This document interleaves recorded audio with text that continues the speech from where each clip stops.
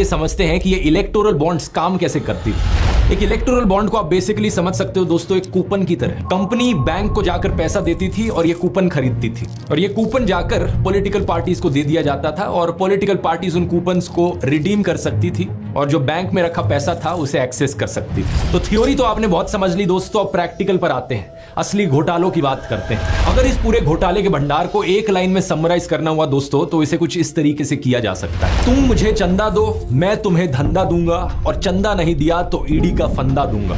इन सभी घोटालों में 3 एंटिटीज इन्वॉल्व है। पहला, पॉलिटिकल पार्टी जो सत्ता में है, ये बीजेपी हो सकती है सेंट्रल गवर्नमेंट में या कोई भी और पार्टी जिनकी स्टेट गवर्नमेंट है। दूसरा, बड़ी बड़ी कंपनियां जिन्होंने चंदा डोनेट किया है इलेक्टोरल बॉन्ड के जरिए।